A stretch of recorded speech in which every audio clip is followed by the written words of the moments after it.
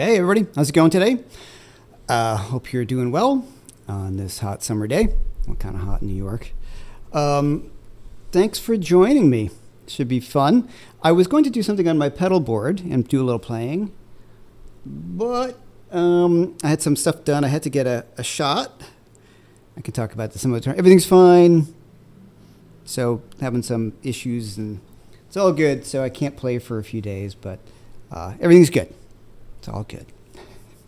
So, occupational hazards. All right. So today, first of all, Thanks, BV. Thanks, everybody being here. Thanks for BV for handling the heavy lifting, as usual. And all the usuals, people coming in. So I always want to throw out that intro tune is called Do You Remember? It's off my first record. And that is a bass player. His name is Rick Fierrabracci, and he plays with Chick Corea, or he did for a while with the Electric Band. Obviously doesn't anymore. And Hari Gangelberger on drums. And I always thought he just did such a great job on that, building up that solo. So I always love throwing out the props to those guys. All right, so today I've got my solo blues guitar course on sale. I will say that this is probably one of my, I think it's a course everybody should own because, but actually it's something I do every day that I pick up the guitar. I play a blues by myself. It is the perfect framework for you to build vocabulary. Oftentimes, I'm sure a lot of you guys have talked about this many times. Somebody says to you, hey, play us a song, and you maybe don't know a full tune, or you play a riff of something. The thing about sitting down with the blues is I was really thinking about it as I was making the course and in general, is when you're playing somebody else's song, you put a lot of pressure on yourself to play the song properly, or does it sound good, or am I remembering it? The thing about playing a blues by yourself is we know the framework of the 12-bar form. We have these sort of levels that we can build. If you're solid on playing a 12-bar, you can work in your dynamics and your fills and making it more interesting. And it can go from very simple to super involved or anything in between. It's something that you would do when you're playing with other people. So being strong in those fundamentals, there's nothing...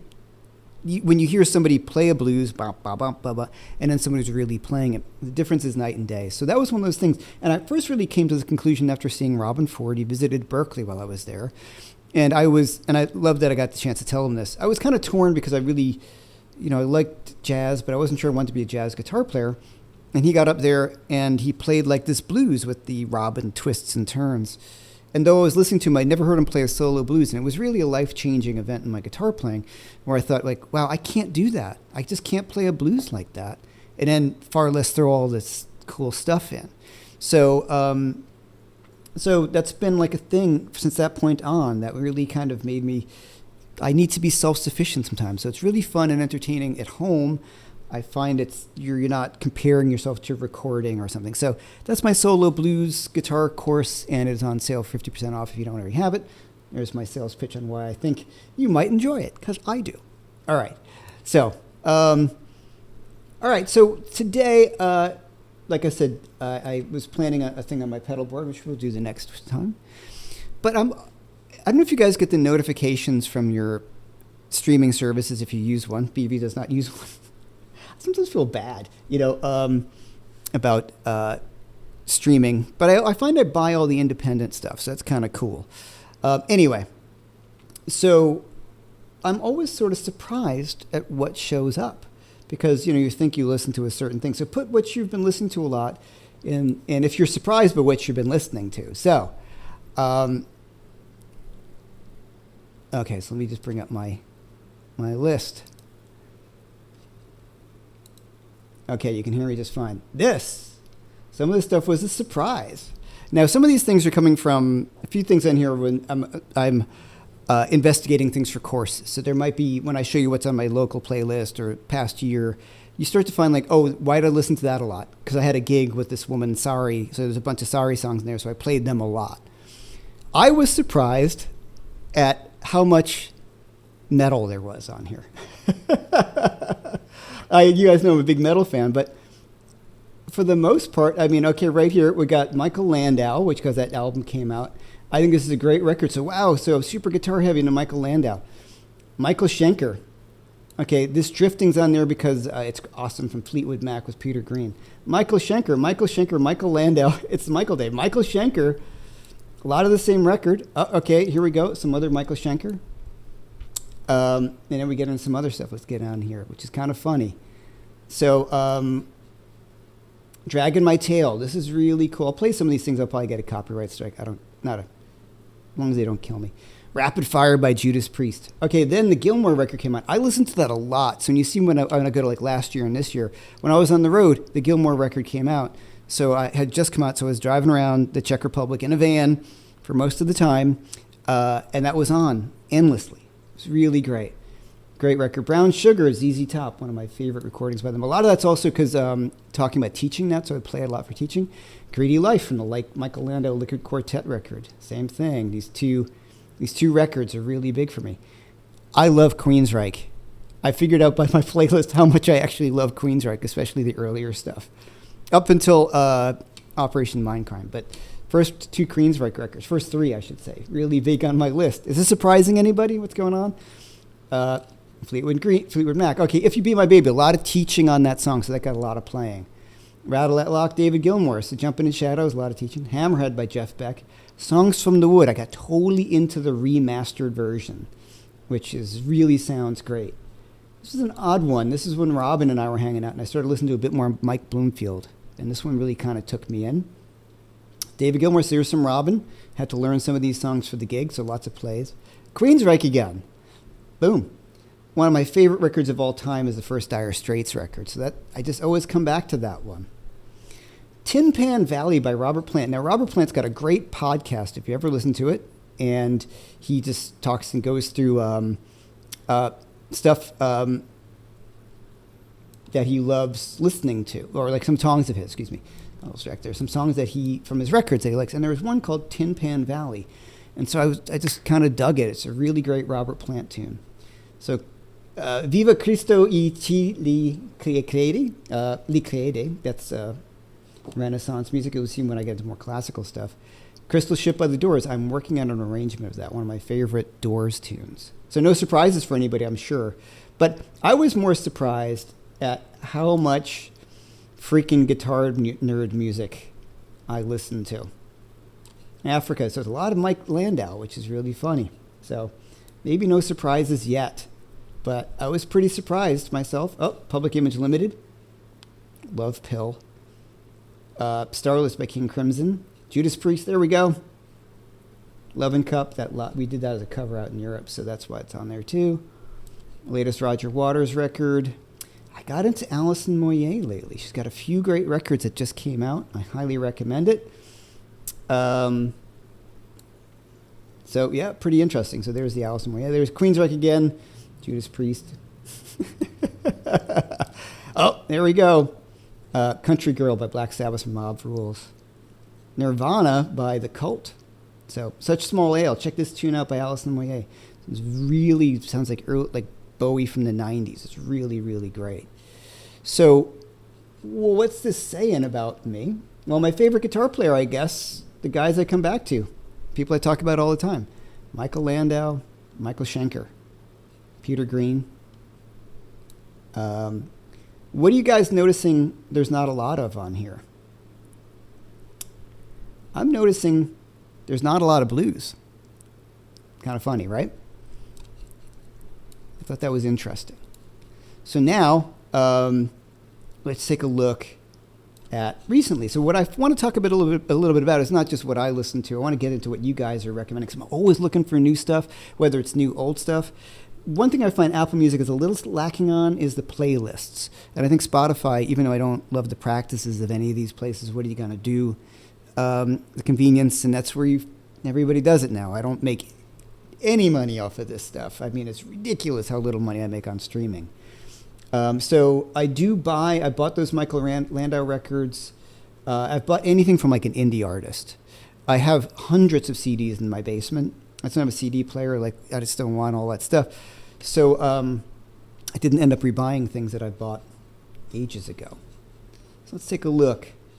Hopefully this is interesting. I want to spark some other conversation with this. Okay, this is my all-time. So if I go back to home, let's go to heavy rotation right now. And so this is where things switch up. So lately I've been really hitting a lot of classical music. So this has been kind of fun.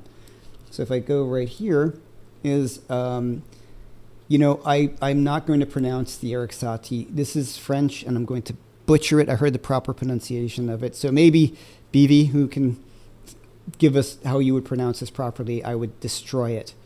And some of these are very famous. If I play this, you guys know these things. I'll play it for a second.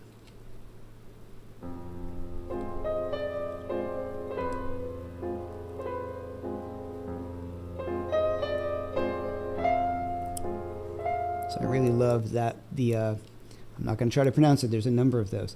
Now I got into Jordi Savile, who is was a cellist, but like the gamba. I forget. He plays a lot of old music, but he did this record that I just love. There's a few of them here, and we'll go further on down. He did a record of Celtic music, and there's two of them. It's great. So I just love play a minute of this.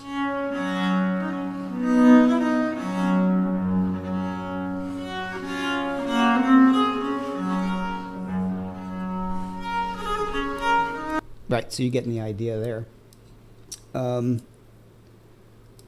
Dance Dance, one of my favorite tribal tech tunes in K9, because I'm working on these two. I'm working on some Scott Henderson. That's maybe why my hand hurts. Big Wave. Here we go. Queensryche again. Queensryche. Jordi Savile again. So a lot of classical lately. This is on the big playlist right now as classical. Then I went to do some more Gilmore. So I find this interesting that lately, besides this weird Queensryche kick I always seem to go on, a lot of classical music. So if we just take a few more looks back. So this is what I got on my list. Jason Isbell is my radio station. So Cure, love the Cure.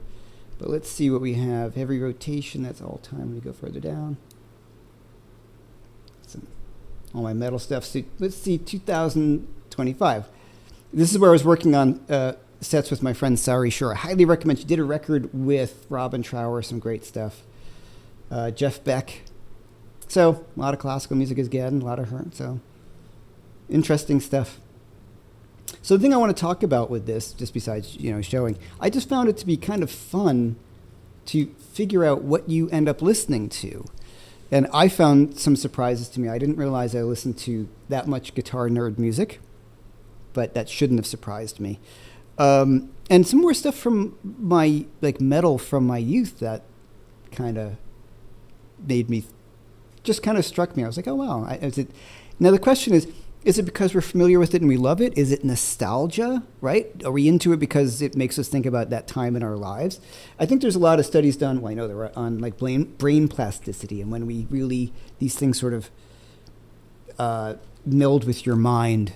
And they also bring about a certain degree of feelings of safety or something, a time in your life that you can go back to. And I think that's pretty fascinating to me. I mean, I think there's things you can listen to over and over again, but why do and I'm surprisingly not on there, I listen to it a lot, it's like Pink Floyd Animals. That's a big record for me that I still kind of come back to. I'm not sure why it's not popping up in there. Or Echoes, the tune particularly from Pink Floyd, it's on there somewhere. And why are those such touchstones? Well, I know why they are, but I never seem to grow tired of them, which is really fascinating, I think.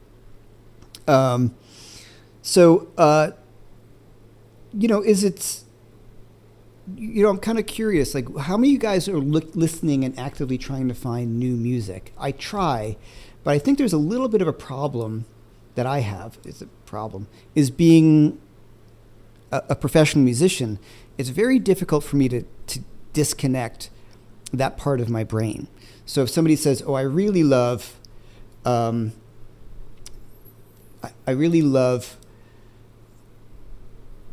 blues, though you can't see a ton of it. And since I've heard so much of it, and I've kind of sorted through what is the best of the blues, B.B. King, Freddie King, Albert, all the classics, newer guys like Robin and Matt Schofield and some other people. So sometimes when I hear somebody doing it, the blues can be kind of a very confined category right now. That if it's not a basic 12 bar, if it's not real traditional sounding, a lot of people, it doesn't get out there.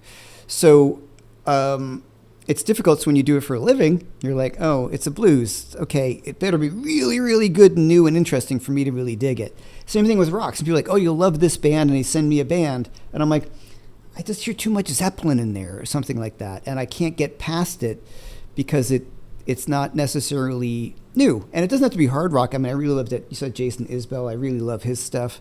So I'm not just going for rock. You saw Alison Moyet on there, and there's a Cure.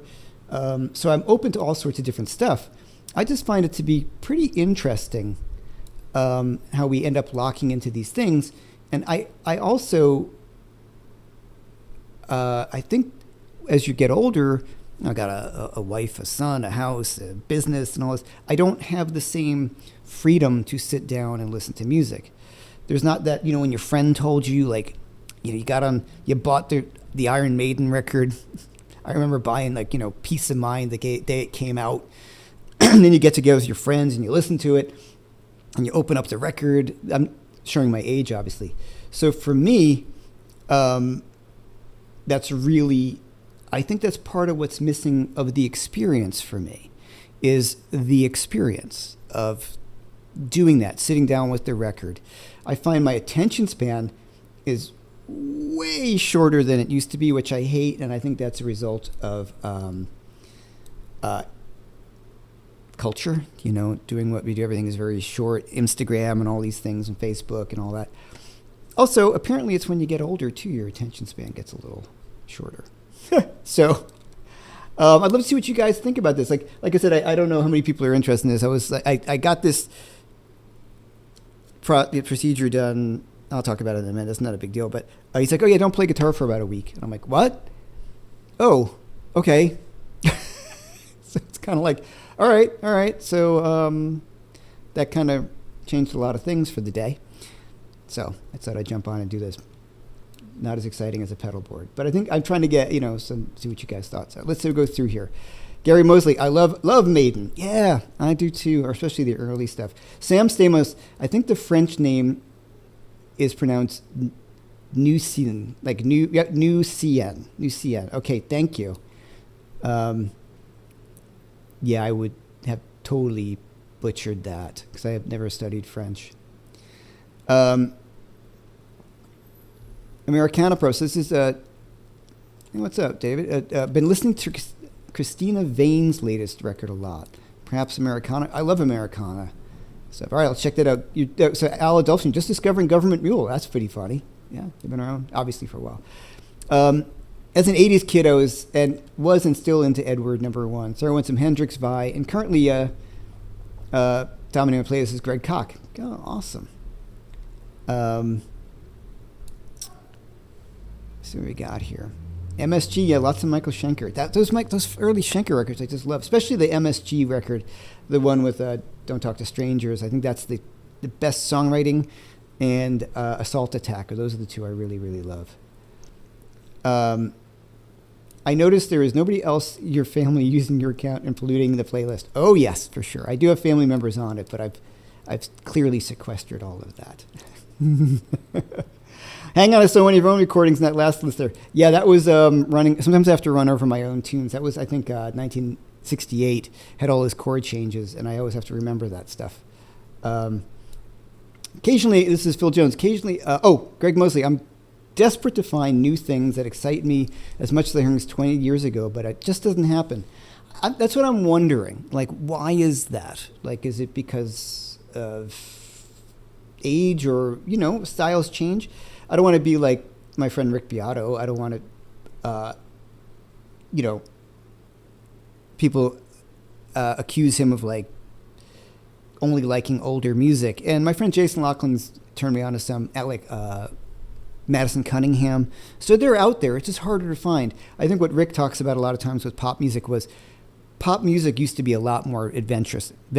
Even like Madonna tunes had a lot of chord changes, and some of them were pretty interesting. There was that ballad, I can't remember one of her big hits. Tons of changes. It's like, wow, and then it modulates, and it's really interesting. Most of the chords most songs in the past 20 years have been the same chord progression. There's a funny video floating around from the Australian group Axis of Evil, where they run the Axis of Awesome, where they run through all the songs that are the same chord progression, and it's a ton of tunes. It's really, really quite funny, and you're like, wow, that's true. Then I realized my song Highlands is the same exact chord progression, so there you go.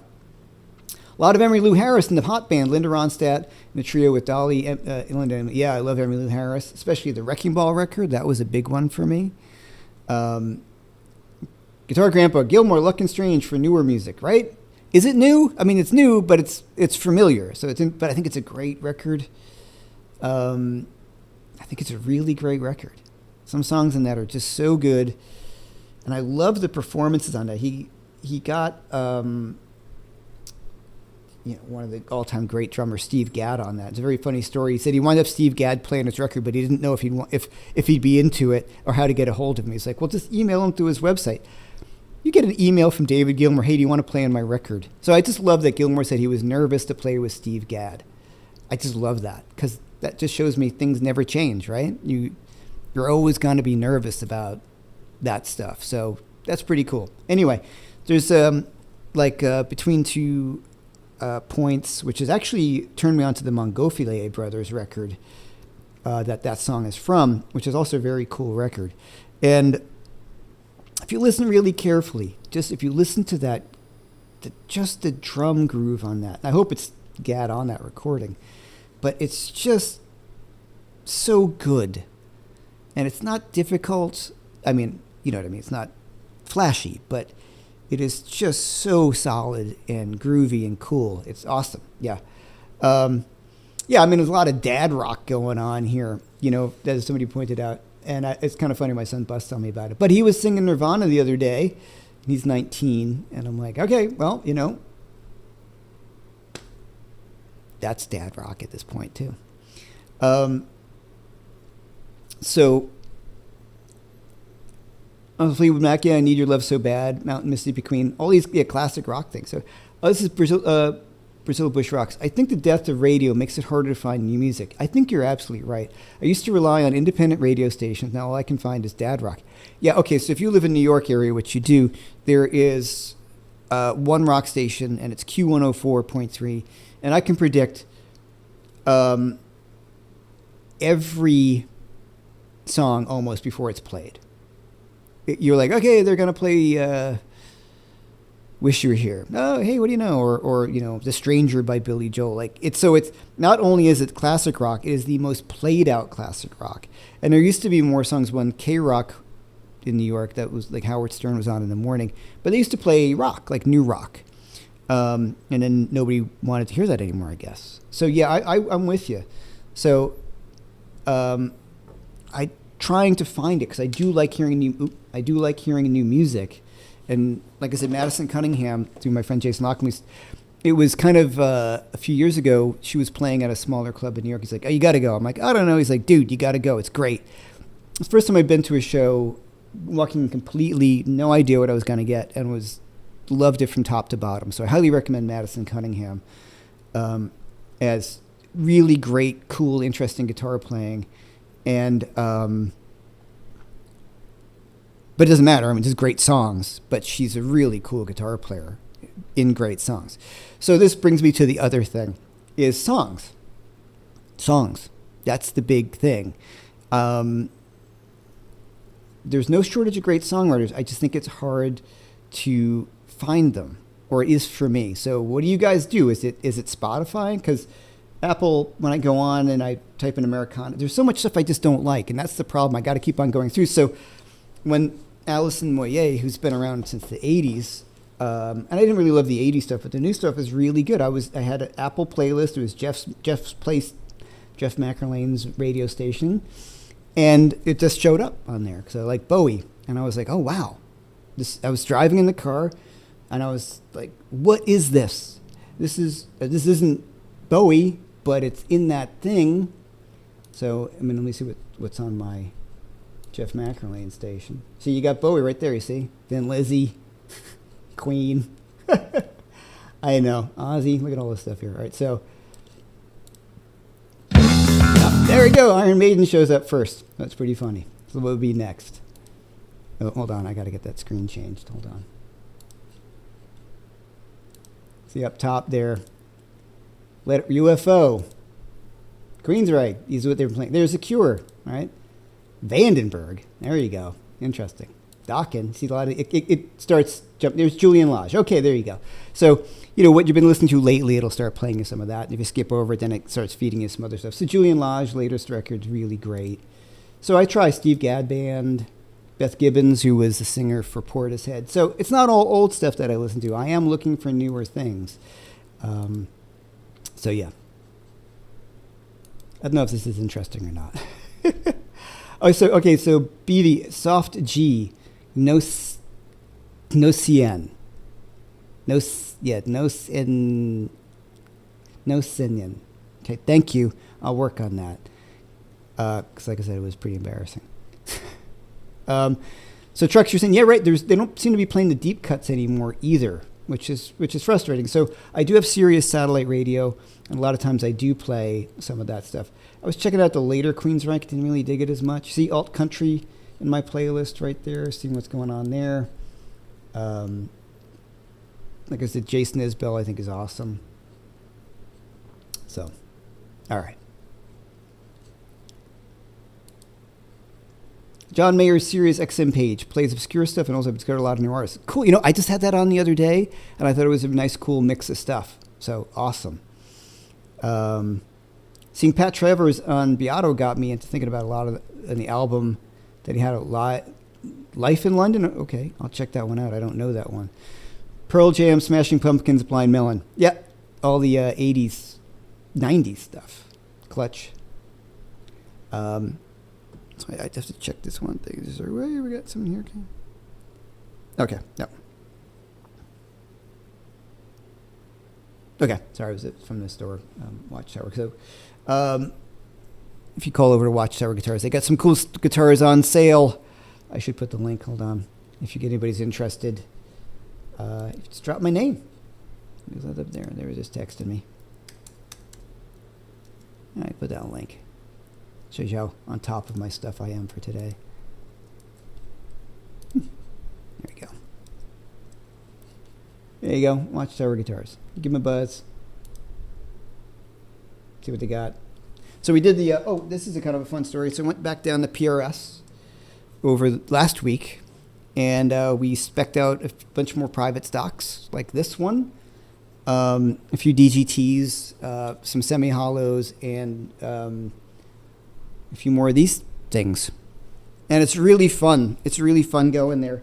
You go into the room, the vault, and there's just piles of wood, and they're all listed, and they have like, Brazilian rosewood, and it's this big slab, a neck of Brazilian rosewood. So you choose the neck, and they will make the guitar out of it. And it was very funny. We were specking out lightweight mahogany. So I said to Paul Miles, who's the head of the department there, I said, how do you know which one's lightweight or heavyweight mahogany? He goes, well, you pick it up. Whatever one's lighter, that's the lightweight one, which I just thought was, we had a good laugh at that, because, you're thinking it's some sort of scientific thing.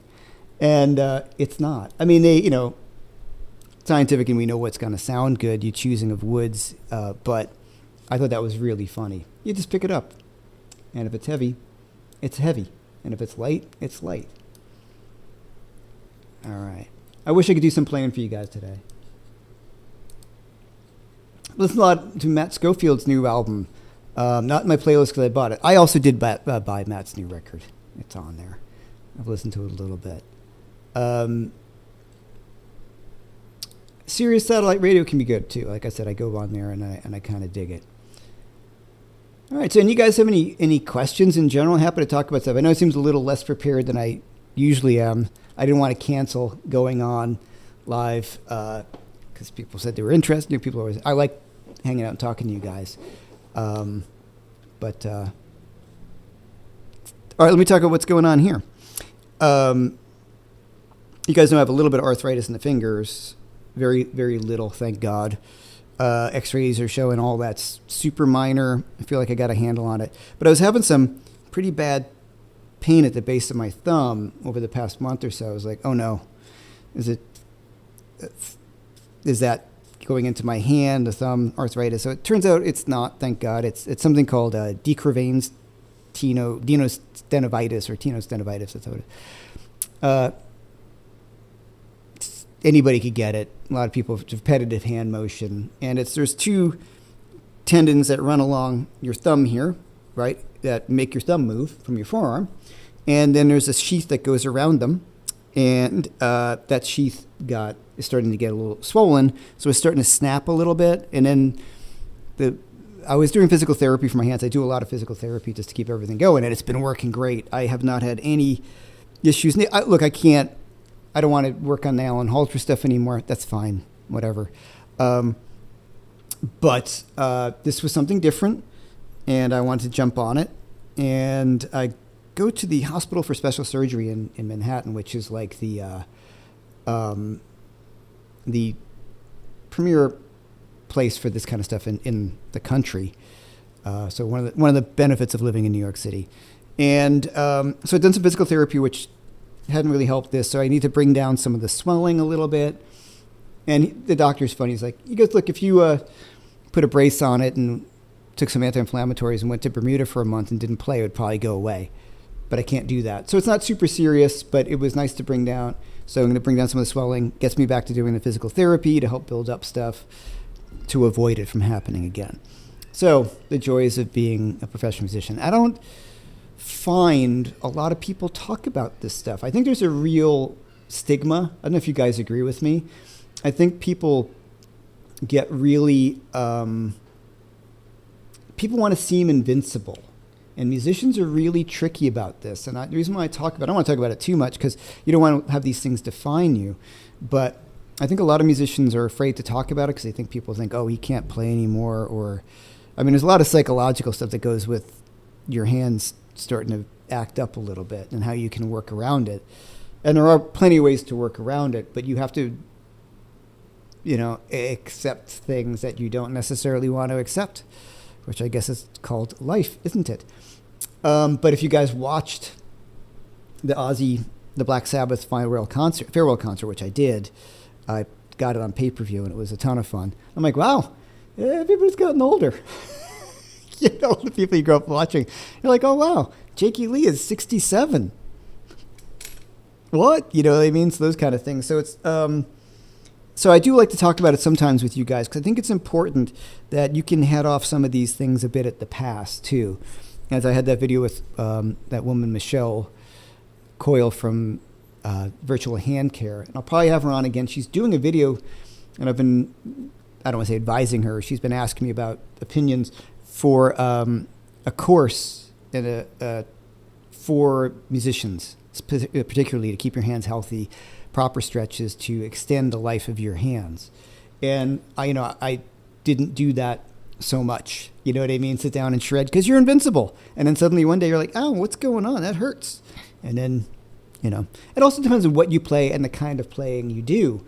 If, you're like me and you got really into shreddy stuff and, there's also genetic components to it, anything like that. So I don't like talking about it too much, because like I said, I don't want it to define me in any way. The interesting upshot about this, about some of the hand stuff, is I don't practice as much as I did. It's because I'm finding that sweet spot where I avoid it hurting. But the upshot is what was told to me by some people. I think I play better than I ever have, which is kind of cool.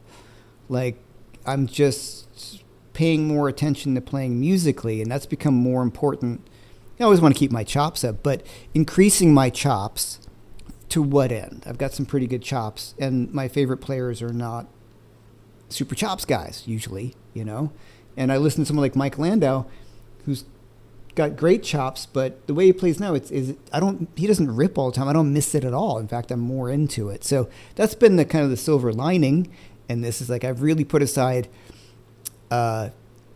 things that I know would exacerbate the situation as it is. So, which has fortunately been pretty much under control until this thing happened. But one is not connected to the other. So that's good. All right. Okay, let's go through. Yeah, Nino was awesome. Yeah, he was definitely the VIP for this. Okay, let's back a little bit further. You should listen to the new Tom Bukovac record, plus Dan Huff. I haven't gotten to the Huff and the Bukovac record. I'll do that. Thanks for reminding me on that. Sans Samus, I see the Watchtower website that no one has yet to purchase the 1923 Gibson Sunburst for $350,000. Yes. That whole collection was amazing. I've played those guitars. It's just, you're like, oh man, nothing like a great pre-war acoustic. Everyone would agree with you on that. Electrics, yeah, like a great vintage guitar sounds amazing, but a great vintage acoustic, there is just something if it's a good one. Jack White. I do like Jack White too. No Name, don't know it. And, is a good Jack White. No Name, is that the name of the record? I always liked the White Stripes. I thought he was cool. The only thing that kind of got me sometimes with him was the guitar solos. Like he would just kind of go for it, and it'd be a little more out of tune at times that I can deal with. Okay, Jakey Lee, not so much. Okay, let's talk about Jakey Lee, one of my absolute biggest heroes of all time, one of my favorite guitar players, my favorite Ozzy Osbourne guitar player by a mile. And I love Randy Rhoads. Did he have the Randy's tunes maybe stronger? But Jake's guitar playing and the package, the hair, the look, the stage moves. Go back and watch him. And I loved Badlands too. All right, so a few things with Jake. One, he talks about it freely. He's got really bad arthritis in his pick hand. So he even on an interview on that metal show or for satellite radio, he hadn't played guitar in like 2 years because it's been so painful. Royal Blood's great, yeah. So if you noticed on the live thing, he was wearing this rock tape, which is tape to help his wrist. So he hadn't been playing at all. So then suddenly you're called to do this thing. And he'd been shot numerous times less than a year ago. And he was pretty honest about it. He goes, I got really dark after being shot, as who wouldn't? So for him to come out there and doing it, right, as Guitar Grandpa said, if you go over that Tone Talk over with Dave Friedman, he talks about, especially the second one. The first one, they just get shit-faced drunk. It's interesting. It's fun, but you're like, wow, they're just drunk. So the second one, he's cool. He talks about it. And so, on this live thing, he just said, yeah, I'm 67. I got arthritis. I haven't played in a while because I can't. It just hurts too much. So for him to get up there and do that, I give him a lot of credit. Yeah, it was not his finest performance, but you're going to put yourself in his shoes. He's recovering from being shot. What's the psychological toll of being shot multiple times like? And then the psychological toll of, think about it. Like, if you're a guitar player, my whole identity to myself is being a musician, a guitar player. His whole identity, his whole life was that. And then suddenly you can't do it because of this stuff. It's a common thing. Mark Knopfler's got tremors in his hands. So it's really, these are things that you just don't really think about. And then suddenly, something like this can hit you. It doesn't, at any age, it could hit you. It doesn't need to be, there's the age-related stuff. And then there's the just, something could happen. Like this thing right now, I could be 25 and have it happen. It's just a thing that happens. Just really quickly, things that have helped me dramatically. People push back. I'm primarily a vegan at this point in my life. Have been a vegetarian most of my life. Not hardcore about it. I'll eat fish, but in my daily existence in the house when I cook for myself, it's pretty much vegan. I'm not saying it's right for everyone. Whatever. People get really weird about when you say you're vegan. Some people get really offended, like I've insulted them because I don't eat meat, or it's some sort of manly thing. Whatever. Look at my blood tests. Doing pretty good. And sugar. Yeah. So I cut out pretty much anything from a box and sugar. Giving up cheese is hard. Yes, cheese, that's a rough one. So I do like the treat, okay, weekends I'll have pizza. I'm not going to be super hardcore. On the weekend I'll have a dessert. But during the week, it's only fruit-based. It's not white, it's only natural sugar that occurs, like fruit sugar. Well, not even, in other words, fruit. And there's really cool stuff that you start getting into it. There's actually a lot of cool recipes that I like. One of my favorite things, okay, I'll give you, take a really super ripe banana, kind of semi-freeze it, then you blend it and you put in tahini with it, or you put in peanut butter, and it's freaking awesome. It's like a peanut butter. Put in chocolate, like cocoa powder. It's like chocolate pudding. Surprisingly enough, avocado chocolate mousse. Check it out. It is so good.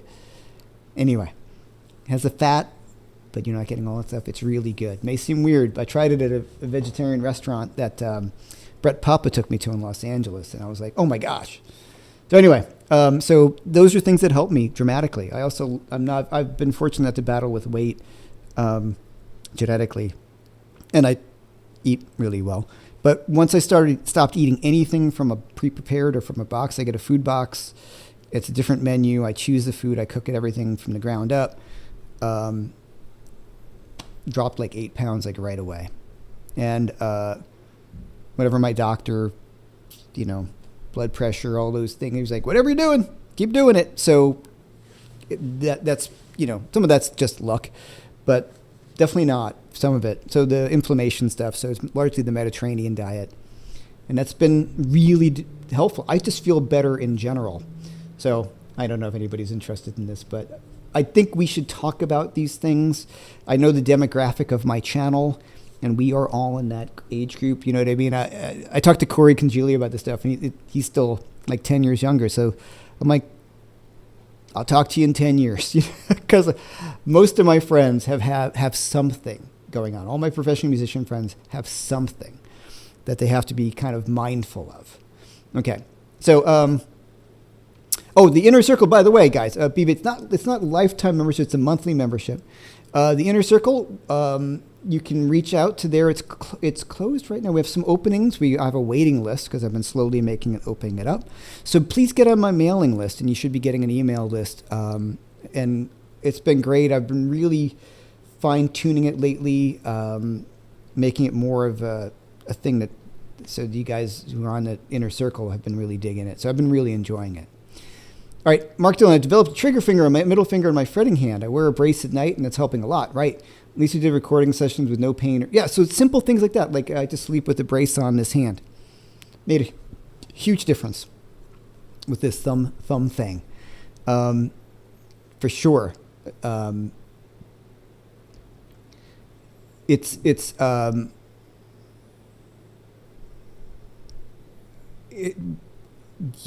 brace stuff, like if another one of my friends, I'm not going to reveal my guitar friends, a few of them I know sleep with hand bracelets on, just because, your sleep and your wrist and your bending, and if you've got some sort of tendonitis or hand issues, usually the hand right there, the brace works really, really well. Definitely makes a difference in the blood sugar monitoring portion of my life. Keto works well for me, doing 2 to 3 days a week meatless. Good for you, man. Yeah. Not all of us. Some of us are pretty young, thank you. I know you're pretty young. So you're a lot younger. So I know you're younger. Don't worry about it. It catches you. It does. I hate to admit it. It does. I don't want to sound like old guy. I feel great. Anyway, I do. These are things that I just have to deal with. Persistent loss or weight gain is most probably related to retention or loss of fluids. Sure, sometimes. But in this one, I definitely found this was dumb weight. Anyway, too much on this stuff. So string gauge, those are things that I kind of experiment with. On the DGTs, someone asked I put 10s. I don't play 11s. I think the guitar sounds great with 11s. I like the way it feels. It's just too much on my hands at this point. What do I got to prove to anyone? I was talking to Tim Pierce the other day. He's using 8s, So, it doesn't matter. I know B.B. King used 8s, 7s or whatever the hell. And, so... it's whatever feels right to you. On the Strats right now, I'm using 9.5. I was using 10. So on the Gibson PRS scale, I do like the 10s. Those feel right. And they feel most like the Strat with 9.5s. I still like, but if I'm on the road, I might bump back up to the 10s again. Because sometimes the 9.5s are a bit light. So which makes me think of Jakey Lee. So in his performance, he was talking about this on that show with Dave Friedman, that he went to try and really light gauges. Here's the scary thing about a light gauge. You've been playing your whole life with 10s. I have experienced this. Then you get on a stage and you end up playing harder than you do in your house. And suddenly your 9 gauge feel like you suddenly have 8s on your guitar. And you're like, whoa, this is really weird. And so I could see that maybe happening with him too, with overbends or things like that. The right hand picking, if you normally had a hard right hand and you have a loose gauge string, going to be totally different. And the way you really figure it out is when you're on a stage, because that's when you play much more aggressively. So for me, the 9.5s have been working on stage. I did the Jeff Beck thing tribute with 9.5s, and I felt pretty good. But I could see if in my tour in the Czech Republic, which is a year away, but halfway through you might end up going to 10s, which I did the last tour. I started off with 9s. I was like, oh my God, I can't do this. I was playing terribly. And then 9.5s weren't easy to find on the road out there, so I had 10s with me. And then everything felt back to normal again. So anyway, like you could build back up to it. I've heard Steve Vai talk about that, where he uses tens. He goes out on the road with nines, and then a few dates in, he uses nines at home, and a few days in, he goes up to tens. Also, Grissom and I have been talking about this a lot too. Like certain guitars like certain strings better than others, from the design or the setup. So like a 10.5 on a certain guitar, or 11s or 9s, all this kind of stuff really makes a difference for the guitar. Stage energy, usually go up a gauge normally, Mick from the TPS. Right, and it does this also. Yeah, me too. So I think the 9.5 to a 10 would be a reasonable jump. I find 9s are just a bit too light, largely for my picking hand. Like I find it hard to get the dynamics right, because I've been playing with the other ones for so long, and playing at home is one thing, but like we said, when you get on the stage, it's completely different. That's when, it's completely different. Completely different. So, those are my old man thoughts. I don't want to get caught up in it, because sometimes, I just want to, things I wish I knew when I was younger is take a lot of breaks, because it's all cumulative. Right? It's like, like if somebody doesn't wear sunblock their whole life, when they're older, like, oh man, so it's cumulative. So just stretch, warm up, keep the stretches going, take breaks, lots of breaks. So, man, when I was at college, it was just like that, shredding that Ingve stuff and working on all that, and hours and hours and hours a day. And that's when I first got tendonitis. And I remember going to the doctor, and he was like, what are you doing? And he was like, well, how many hours do you practice? I'm like 8. I was like, how many and he had the great point, which really stuck with me, is if you're like training in the gym, you're not going to train for 8 hours, lifting weights for 8 hours. So you're not be running a marathon. So if you're working on technique and you're really pushing it for all those hours a day, no matter what age, because that was the first time I got hit with it was in my 20s. I got some issues right here. So, and I had some pains right here, and I changed the way I played physically, a little more ergonomically, which I was annoyed that nobody ever told me I was doing it a bit wrong. And that changed a lot of stuff. So I would say prevention and thinking and establishing a way of playing at an early age. So even Julian Lage talks about that, who's, I don't know how old Julian is.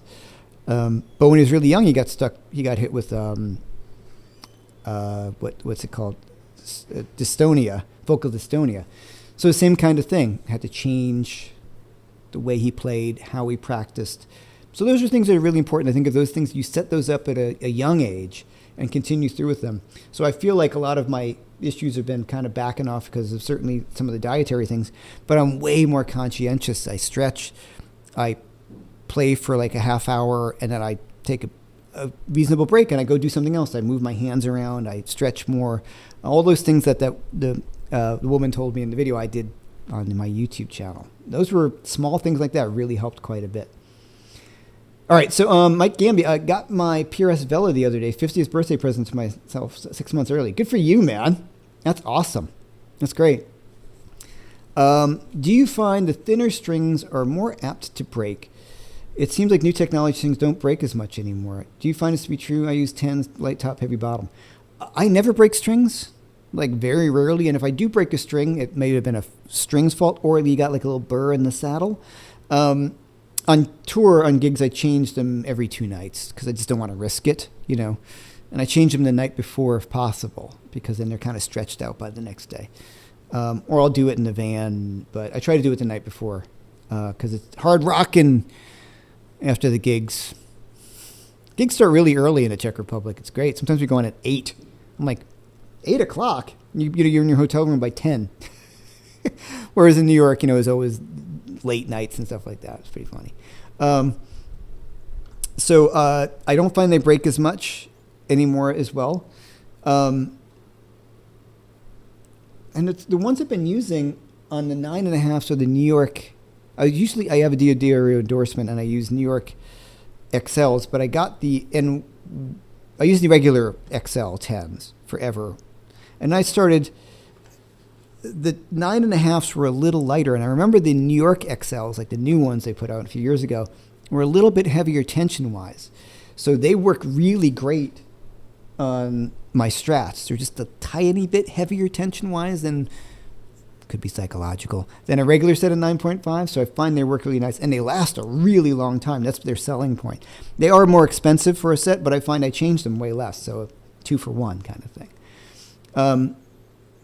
Session musicians most generally have a very light hand touch, as Book does.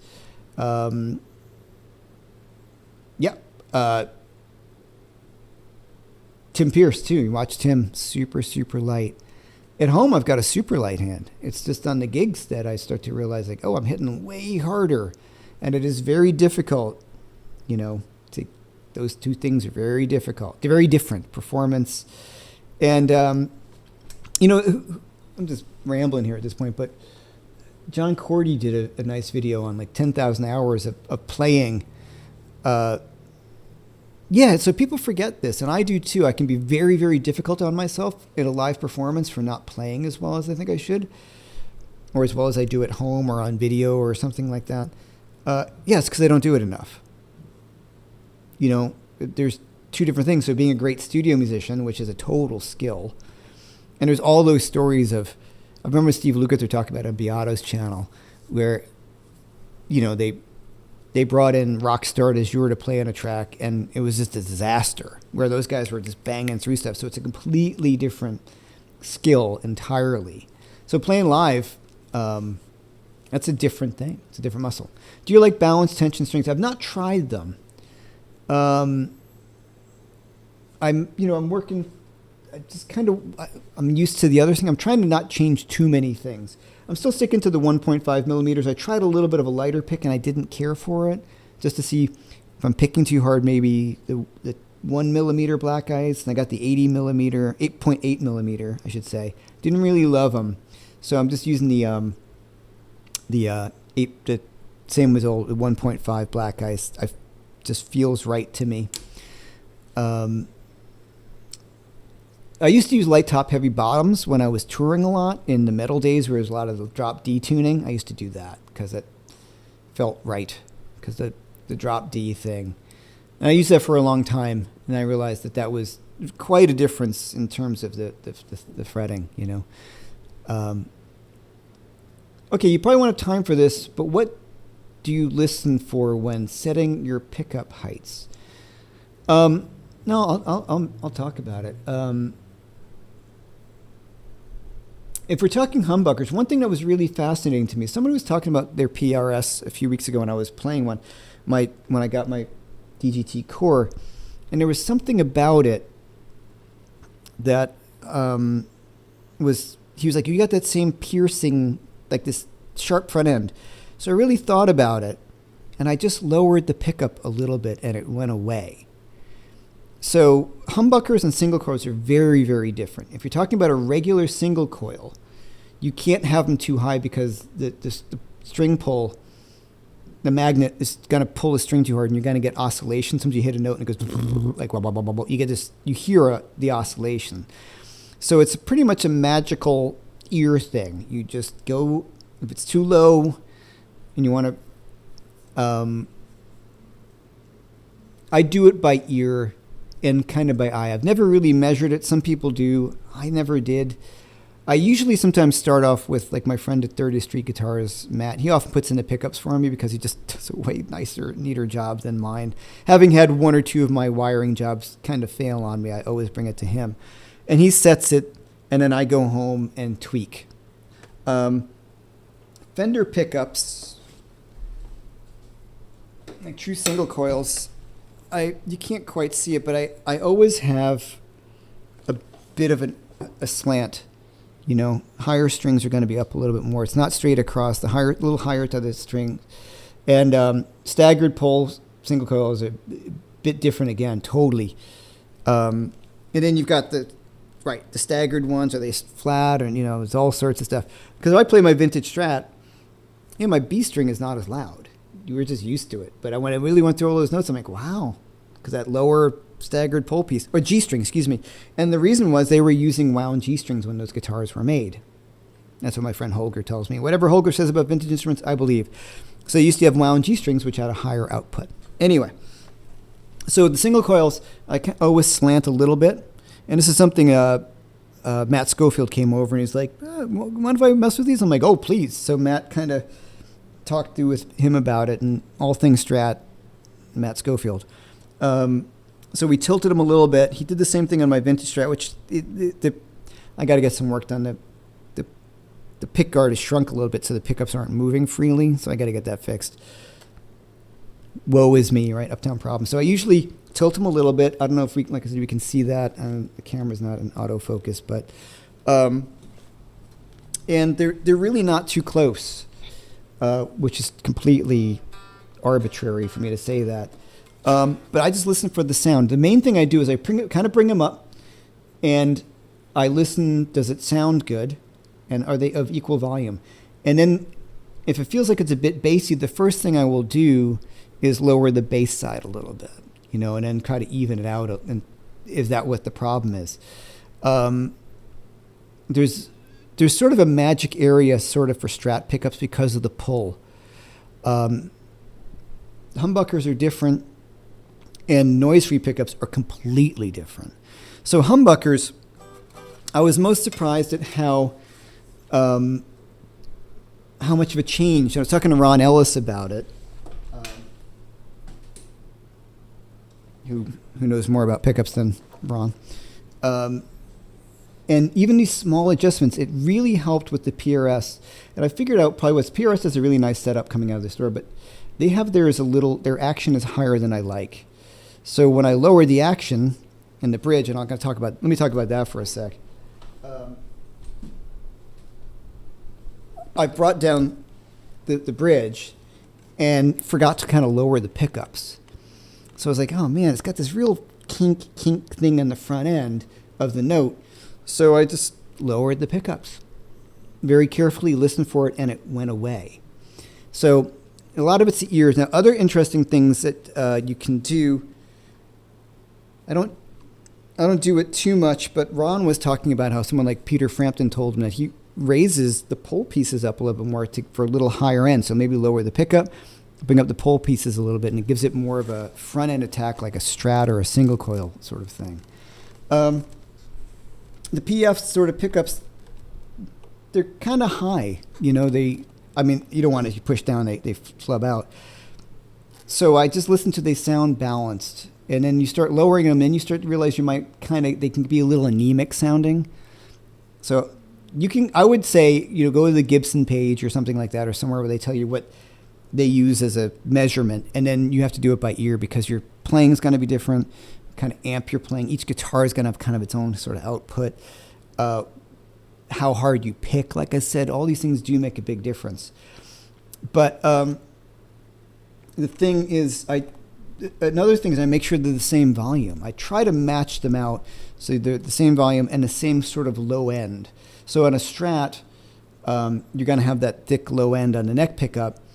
And so when you go to the bridge, sometimes it can sound a lot thinner. So I do try to measure, weigh them out a little bit. I usually have a hotter Strat bridge to kind of be able to do that.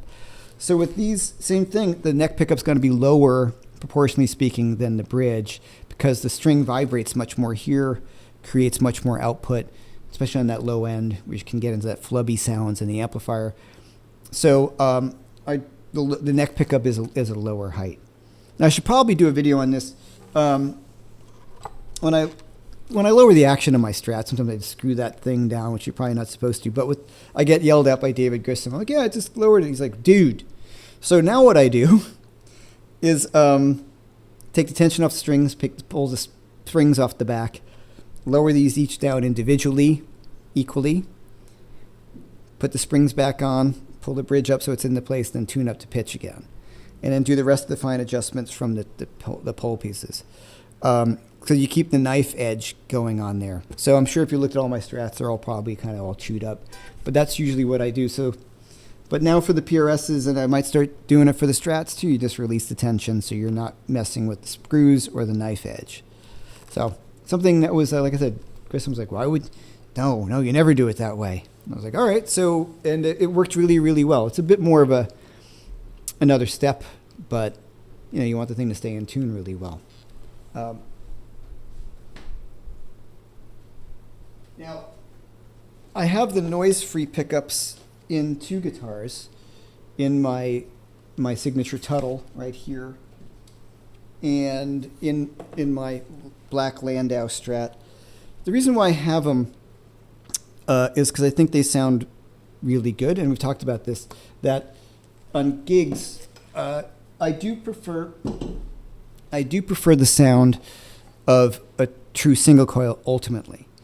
But as we talked about here, when I'm in front of this screen, it can get really noisy. If I'm doing courses or if I'm teaching and you want to use some more gain, it becomes a huge distraction for me for the professional quality. You know what I mean? Like if I'm teaching something on a more distorted line and you hear like in the background a big 60-cycle hum, living in Brooklyn. And I think I talked about it. Some days it's okay, and so some days the power grid, it's terrible. And even on days it's terrible, the only way it doesn't make noise is if I do this. So everything is set up a different way. So I use the noise free, and I use them on the road because of those exact reasons. I like playing ballads, and sometimes those single coils, depending on the room, can just be a nightmare, right? Can be really, really bad. So having being good friends with Steve Blucher, who designed all those DiMarzio pickups that we all know, works with Steve Vai and Joe Satriani, and he introduced me to lots of great people like Sonny Landress, a good friend through Steve, and nobody knows more pickups about he and Ron Ellis, but Steve has been in the business forever, and so much so that he was watching a live feed and he said, "Yeah, you've got the wrong bridge pickup for your guitars. Let me send you something." So I have the pleasure of getting them. And I was realizing I was setting up the noise free, at least the areas. I had them all wrong.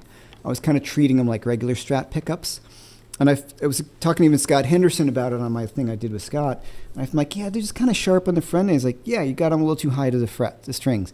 So the noise free pickups, interestingly, are unlike either one. They're super sensitive to height, like shockingly so, which I thought was really weird. So I was having a problem with the front end attack being a little too sharp.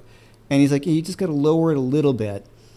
And I did. And I was like, oh man, that was it. And if you lower them a lot, like it still sounds different. So there's a whole huge range, I guess because of the magnetic pull, of the noise-free pickups that I did not expect.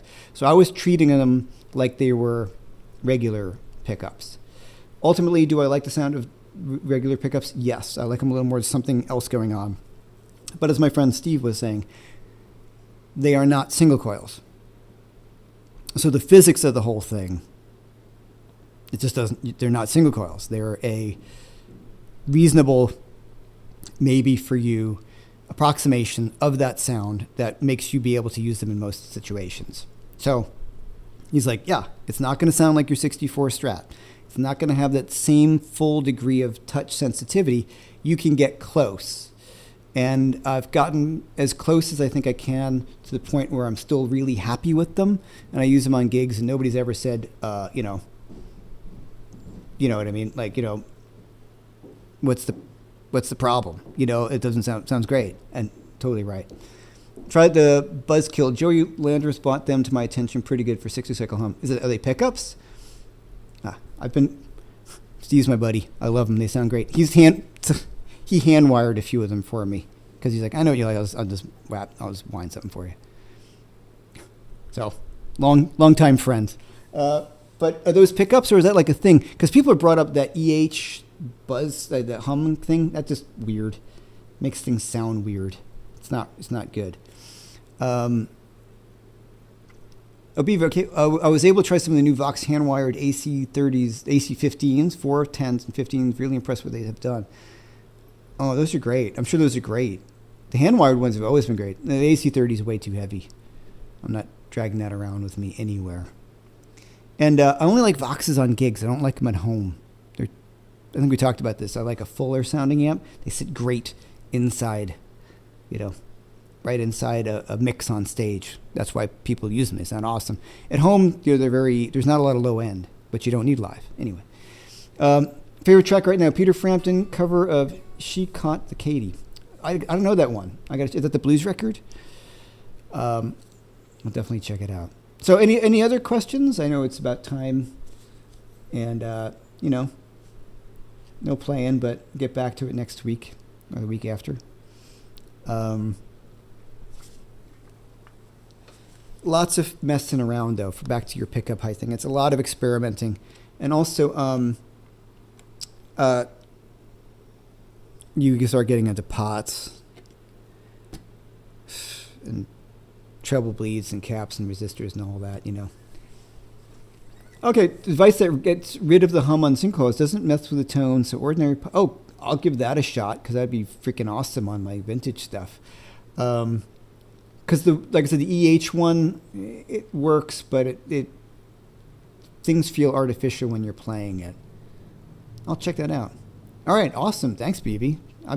I've been out of the gear. I've got so much gear. I'm blessed to have so much gear, I also have the Illich back plates on one of my guitars as well. I have that too. So there's all sorts of options. I'm friends with the guys at DiMarzio. Let me send you a few pickups. Put them in. Sounds great. I have the Illich in one of my Tuttles. I think it sounds great. It's the old back plate. I'm interested in checking out the new one that goes in the inside of the cavity with some of the Ron Ellis pickups. Ron also likes that. So he was telling me that that's what Lenny Kravitz is using a lot too. So I'm definitely going to check into that. But all my courses, all the videos, people are like, man, what a great guitar sound. And that's just my Tuttle with the DiMarzio. So I kind of feel like, I don't know, it sounds pretty good. And when I did that Beck gig, I just, I was like, this sounds great. And everybody came up to me and they're like, man, fucking sounds great. So I'll definitely I'll shoot Joey a message. Noise gates. Okay, let's talk about noise gates. Noise gates don't handle the thing that I'm talking about. First of all, noise gates, if you're playing sensitively, what I mean is you'll still have the hum if you're playing a ballad. And noise gates, they can pinch your note if you don't have it set right. So if I have it set as softly as I need it, so like if any of you guys got my fractal presets, there's very little noise gate on it. Because I try to play so dynamically, and when I play soft, you got to make sure the gate does not close, So BB's saying the thing that Joey's using is not a noise gate. I don't like noise gates are great. Like my friend Angus Clark uses one on the TSO because he's playing high gain stuff. So high gain patches, if you're playing in a metal band, noise gates are great. But if you're playing the way I like to play, they don't work for me. DiMarzio areas, 60s. I can't remember what they are. I'm sorry. 67s and something different in the bridge. I don't remember. But, it fits in the guitar without any... it goes in the guitar? Oh, that's awesome. So I wonder if it's similar to the Illich thing. Is that the one out of Australia? Anyway, yeah, I would love something that's not a pedal, because that would be great. Because pedals are, pedal boards are at a minimum space,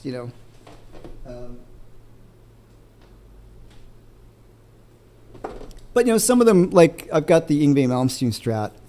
Oh man, I'll definitely check that out. Fits in the guitar with any routing. Thanks, BB. I'll check that one out. Like the Yngwie Strat sounds great. It's got the noise-free pickups. But what I was saying about, people ask like, why don't you ever use a pedal? I don't want to put any more pedal. This was the video. This was the video I was going to do today, but I'll do it next time. So everything's taken care of, spot wise. It's like a dummy coil, but not like that. Sort of like the Illich. So there's probably refining all that stuff. How do you like the 5851 LT pickups in your PRS? They're cool. I am completely spoiled.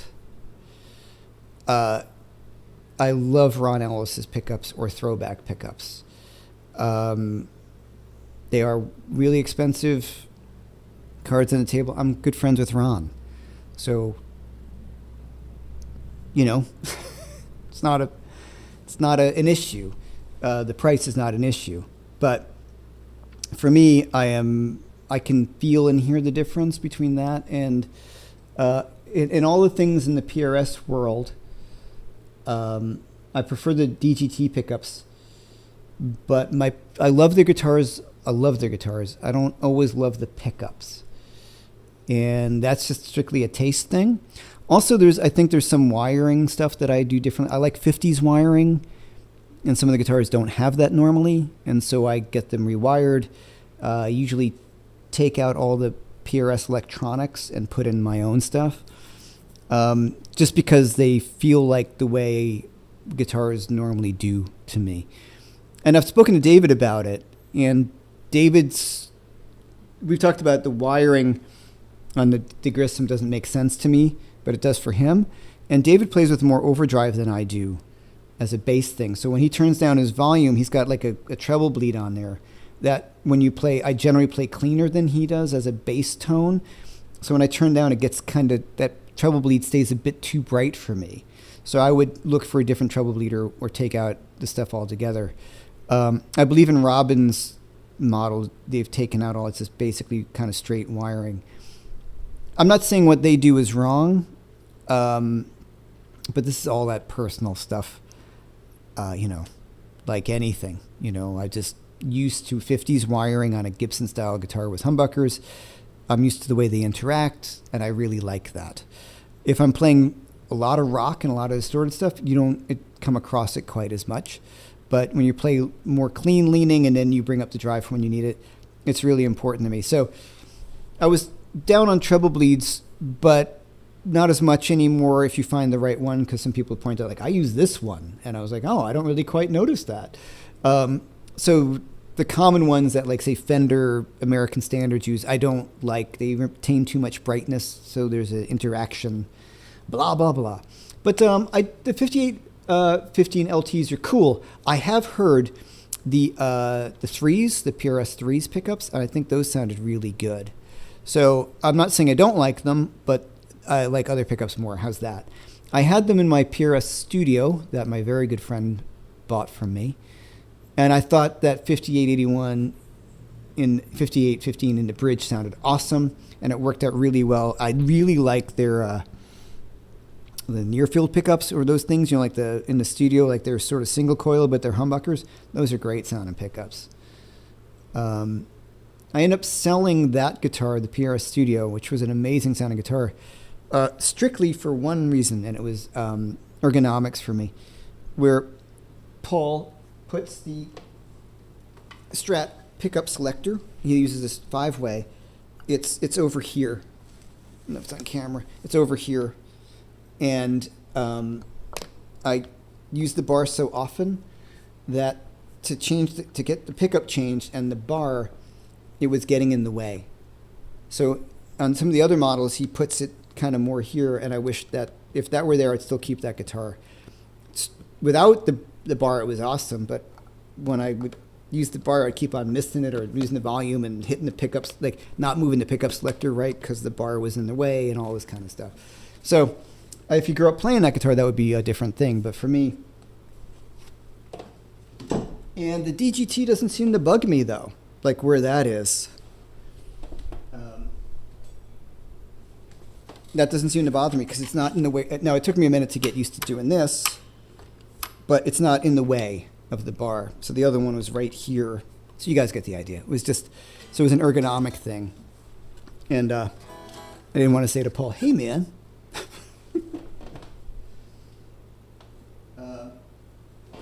Kinmans are great. I've heard them. My friend Angus uses them. He really, really likes them.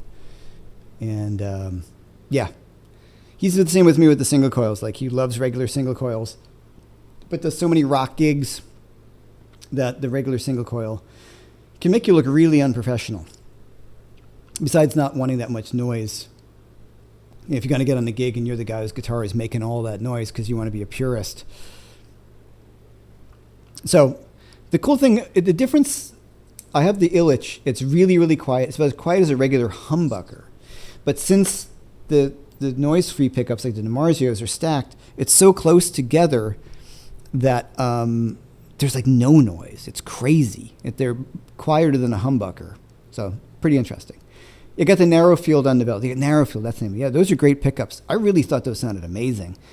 So much so, I mean, I've got that, I have that narrow field, the telly, like, I would love to get a guitar with those narrow fields. I thought they were really hit out of the park with those. And I've said this before, after being at PRS, they're such good people. Like, everybody who works there is super nice. Nice plant. You're walking around, meeting all the employees, and everybody seems to be into it. Like, you know, it was nice. Every time I go down there, it's like, it's really cool. They really believe in the product. I like the fact that, you know, Paul is like number 3 in the business, and it's an American company hiring a lot of people in Maryland, 400 employees. Something like that. And like I said, you're walking around people and you see on the wall, like, oh, it's, you know, Joe's 30th anniversary at PRS. And you're like, wow, the guy's been working there for 30 years. So, and seeing the private stock finishing areas and all that, and everybody's really into it. It's no BS when you go there, which is cool. So it's just interesting. I thought it was kind of fun. Paul Jennings, I find noise gates kill any sustain. Am I not using them correctly? Yes. That's what's the problem. You need to back off the threshold of the noise gate. If you play dynamically with a little bit of overdrive, then you're going to probably have continuous problems.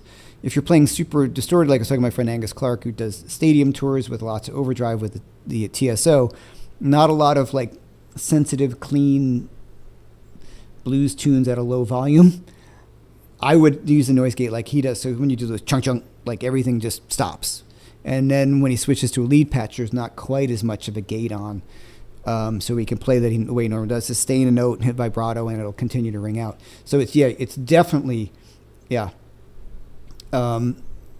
something you have to dial it in, and it depends on what kind of music you play. So BB, have to not have guitar controls on 10 to start and hear the difference with the 50s wiring. Absolutely. The 50s wiring is interesting, and my guitars are almost never on 10. It's kind of like Michael Landau's school of stuff. His guitars are always on like 5, so when you look at his pedal settings, you're like, wow, how's that working? Because he's on 5. I mean, sometimes they're on 10 on this gig if I'm full blare, but most of the time I'm rolled off to like 8, depending on your volume pot, 8 or 9 or lower. It depends on the sweep of your pot. I go by ear. Where does it darken up a little bit, become a little sweeter? When I open up all the way, it's a little brighter. So the 50s wiring is super interactive between you and your bridge pickup. So if you look at my video on my Les Paul, dialing a Les Paul, that's a big part of it. And I got a great compliment. I was talking with Tim Pierce, and he was like, man, you taught me how to dial in a Les Paul. I'm like, I taught you? You're Tim Pierce. How did I like running your bridge tone knob kind of darker, and then the neck pickup open tone knob wider. 50s wiring. He's like, oh man, I had it all done. It makes what a difference. So the 50s wiring is a bit different. Like if you turn down your tone knob, sometimes it'll start to clear up, or it drops your volume. You have to get used to it. If you are playing hard rock, like in a metal thing, like say if you're talking about Ozzy and Sabbath, you're not in the need of the things that 50s wiring gives you, right? Sometimes you just volume up, volume down, overdrive pedal, you're not really going to notice that difference, as BB said. You have to really start to mess with those controls, and you see how interactive they can get. I can talk about that next time too as well, There's a 10 of real estate between 7.5 and 9.5 on my Strats. Absolutely. And sometimes it can go really depending on the pot. Pot makes a big difference. Like I like those VIP pots. They do have a faster drop off, but it's more vintage. I have a hard time with like the fully audio taper because sometimes there's too wide a sweep. You know what I mean? Like I'm like, oh man, I want to just bring it down a little bit, but I feel like I'm turning the volume knob way down more. So what I also just put on this thing, which was kind of fun on my first gig, is the Ingve Speed Pot. It makes me play faster. But on the gig, I wasn't used to a pot that was that loose. This is what like Van Halen used as well, same kind of thing. A fast pot. So in the gig, I was like, whoop, I turned it down too much because it went down super fast. So, but I've gotten used to it, and I really like how fast I can adjust this. The pot I initially had in here was just a little stiffer, and on gigs I just found it to be... It's not the pot Michael put in, it was the pot we put in for the noise-free pickups. We changed the pot for that because it worked better. But this pot works really nicely with the noise-free because that's what the Yngwie's got as well. And but at first it was so fast that I messed up a little bit on stage because first gig I did, put it on and played a gig a day later because the pot was starting to fail anyway. It was starting to make some weird noise. Anyway, all right. So that we ran the whole gamut of stuff today, didn't we? But I always appreciate everyone being here, and I appreciate BV, of course. And thanks for everything, as always, and thanks for the listening to the old guy hand stuff. I'm not old. I don't think of myself as old. That's the funny thing. But once again, keep it in shape. Keep it mindfulness. That's the trick on this. Also, playlist. I don't know if there's any surprises for you guys, but I was surprised at how much 80s metal I listen to still. Kind of funny. And how much I love Michael Landau. No surprise there. All right. You guys are the best. I got a video coming out this weekend. Probably no playing on it until the next week, but I'll find something fun to talk about. You guys are the best. I really appreciate it. Solo Electric Blues course, 50% off. Go check it out. You want to check out anything over Watchtower Guitars, give them a buzz. Good dudes. I got a bunch of things. Mention my name to see what they have on the site. Some of the PRS stuff for sure. They can cut you, friends. Got the friend deal. FOJ, friend of Jeff. All right, guys. Always a pleasure. And stay cool wherever you are. And I'll talk to you all soon. See ya.